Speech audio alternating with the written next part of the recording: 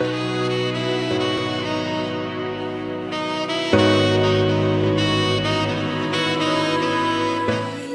for you to arrive again.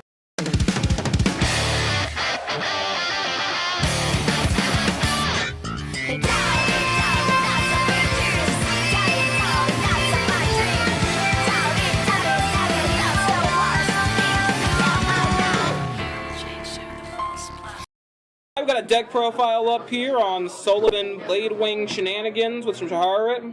It's Ducky's deck with some commentary from Urzus, Crash Heart, and Dirty Dan.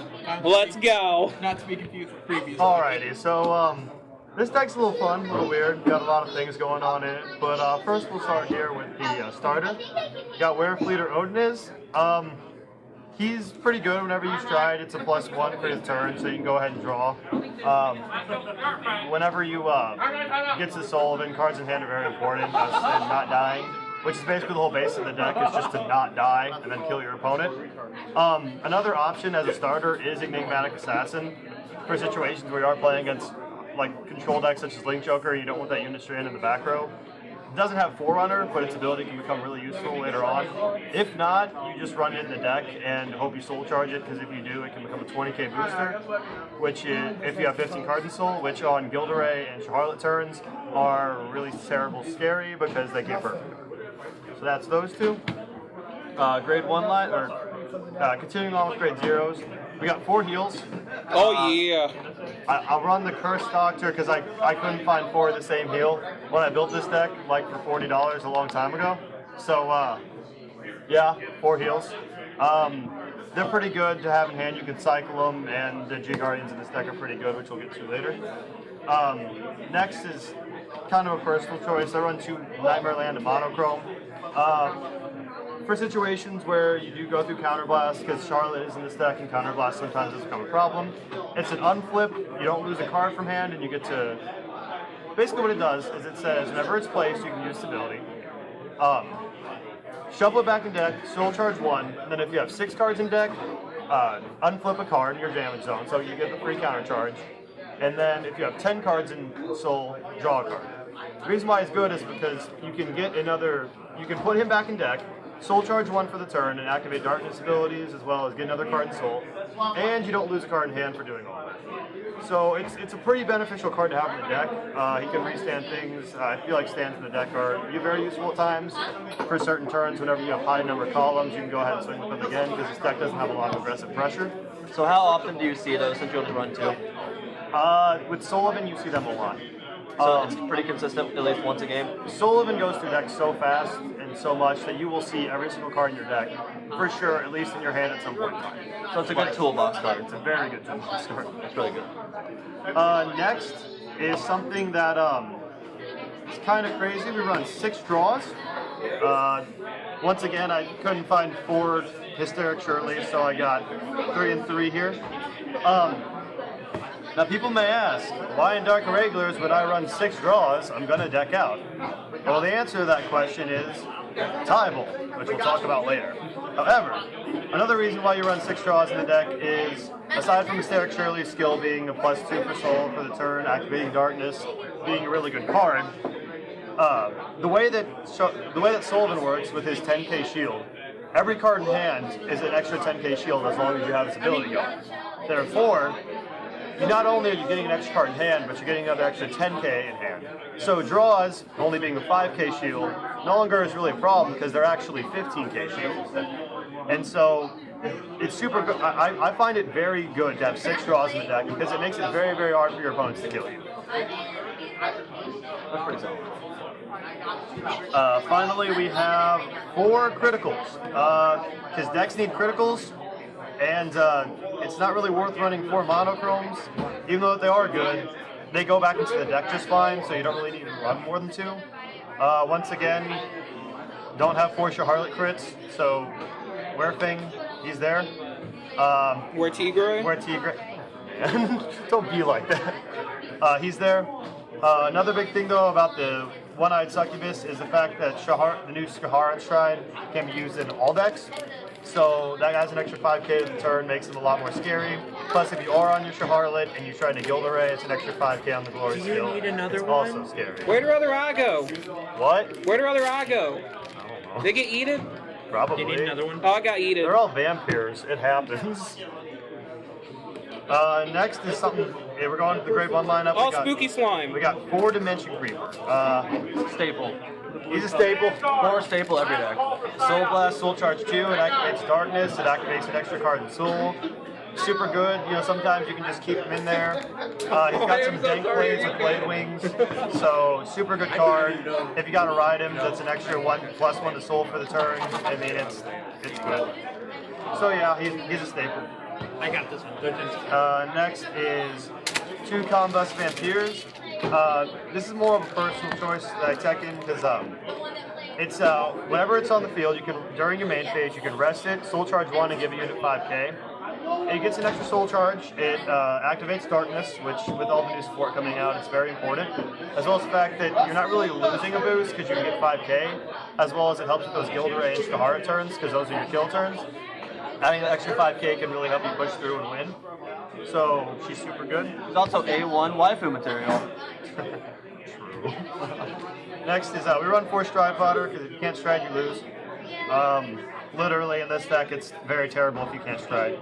But they can also search out your Harlot, which is nice, you know, for either, you know, you can ride him first and do some plays with that. So it's nice to have the opportunity as well as striding. Moving on to grade 1 still, I still have the Flag Breaker.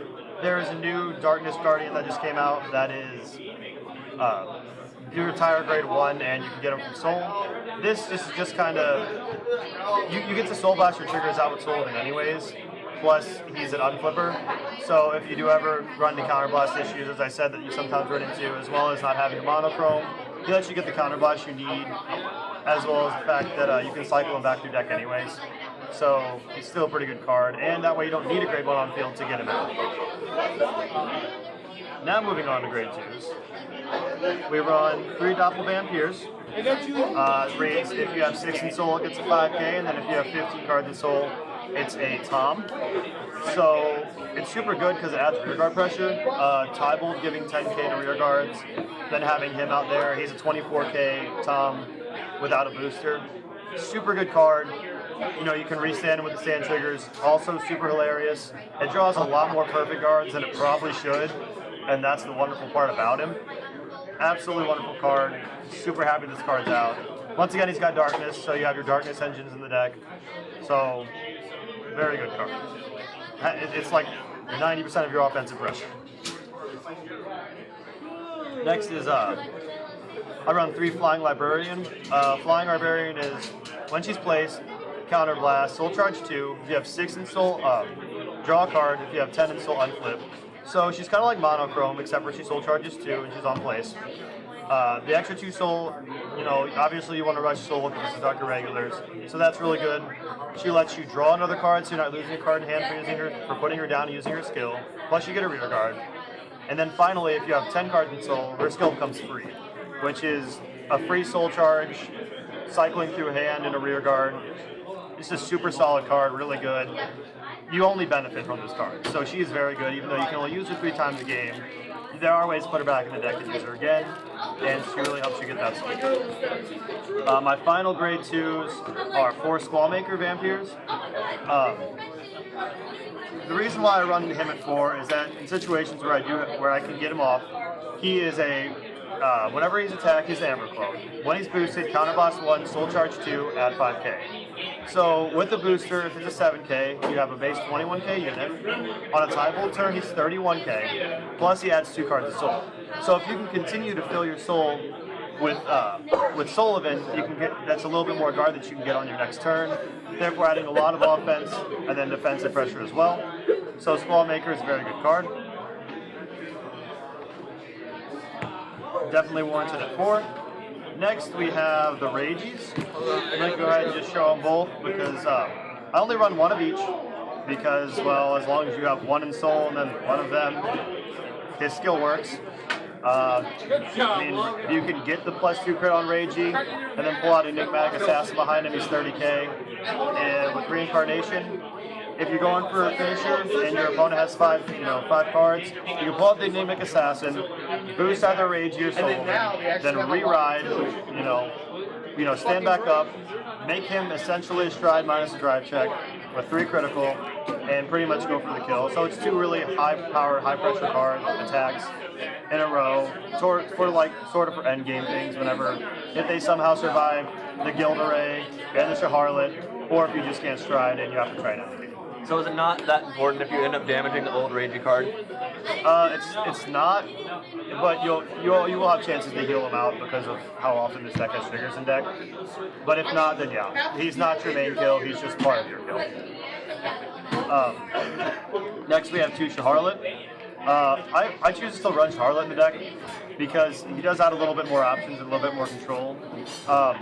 If you do ride him first, and you do end up getting first stride, you can counterblast Soul Charge 2. So the Soul Charge 2 is nice on stride. It lets you not waste one of your Tyballs early game to get your soul. As well as the fact that he does get the retire skill. So if your opponent chose not to call a field and you're striding, you can go ahead and snipe annoying starters or other annoying units that you might want to. Though they get to choose, it makes them make options, which is terrible for them. So it's a very nice card. I like to tech him in it too. He also activates things like the crit trigger on Guild Array. So Shaharlet I think is a super solid card. I like to run him at 2 because I still think he's a decent hard player to use. Finally, we have Solivan at 4. I love this card. Wonderful card. Everyone hates it. He's got the Blade Wing skill. That's a second skill which is on place. Choose a unit, Soul Charge, 3 units with the same name from deck, 2 soul. So that's Dimension Creeper plays. If you do get that off, that's basically a +6 to your soul for riding. But what's really important about him is his first skill. The reason why I say this deck never dies is because his skill is, if you have 15 cards of soul or more, he gets 2 skills. The first skill being, all your Guardians called to the guard circle get 10k guards. So, as I said earlier, the draw triggers are 15k Guardians. Pretty much you can guard with grade 3s. Your quintet wall has 10k. Everything, you can guard with anything. You can literally 2-pass a Diablo with intercepts if you wanted to. So he's a one. I blocked Asha turns with him just without. I've had no perfect guards going into an Asha turn and came out alive. Solivan definitely has defensive power that he's almost impossible to kill. The other thing about him is he does get the skill that when he is attacked, only the Vanguard, you have to Soul Blast 2. Now while you're losing your soul to get your Guardian skills, you're also blasting any cards you want out of your soul. So the annoying part about Dark Irregulars is sometimes you do Soul Charge triggers, and that's really unfortunate. However, he allows you to Soul Blast them out, he lets you Soul Blast out your perfects, other units you may want. And so he lets you control heavily what's in your drop zone, which with Tybalt is very important, as well as he has a lot of guard. You can guard just hilariously guard turns with 3 cards on your opponent's finisher turn, and he just doesn't die. Solivan just does not die, and it's quite funny. You just get to out-resource your opponent. Now, another big part of the deck that does make it function are the strides. So we're going to go ahead and start with G-Guardians. I run a Nighttime Gentleman Saint Germain at 1. He is, you have 10 cards of soul, he gets 10k, so he becomes a 25k Guardian. Then if he has a 15 cards of soul, you can choose all the units you want on your field and give them resist. So it's a G-Guardian that on your opponent's turn can give any unit resist. It helps sometimes with on-hit retire effects. It helps with Blink Choker, on-hit lock effects. It pretty much just helps you protect your field if you need to. Also against Dimension Police, if they're going to be breaking your guard. He says all your units, even on the Guardian Circle. So he can give all your Guardians resist. Therefore, you can guard with only 2 cards and be perfectly fine. Because G-Guardians also get the plus 10k from Solivan's skill. So he's a 35k Guardian with resist and give all your other Guardians resist. As long as you have 15 cards. The other Guardian we run is 3 of Agrat, Bat, and Lat. The reason why we run 3 of her is because when she's placed on Guardian Circle, Soul Charge 2, and if you have 6 in Soul, you get plus 5k to her, so she becomes 20k for Soul Charging 2 if you have 6. But why that's good is not only does it become a 20k Guardian, it also activates Solivan. So there are situations where your opponent's going to play smart, they're going to swing at you with dead attacks and get your soul down, then they swing with their Vanguard, and you have 14 cards. What Agrat does is they let you soul charge that 2 during the battle phase, and then his skill reactivates.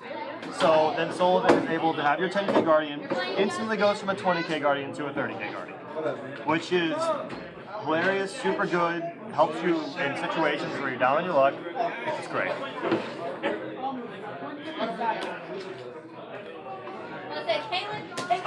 Next, I run 2 Kiss Kill Lyra simply because she's a sweet plus. She's non-hit, Soul Charge 2. If you have 6 cards in Soul, draw a card. I will ride her until she hits because it's just such a nice plus, and it'll draw perfect cards from people. I also run 1 Ericus because he's kind of like Kiss Kill, except for he guarantees a Soul Charge 2. Gets really big from cards in Soul. As well as if he hits, you get to choose a unit to retire. So it's kind of like Shaharlet, but a little bit better. The grade 3 strong. Also got to run 1 Frederick. He can give rearguard power. He can give Vanguard power. He gets the 1k for every card in Soul.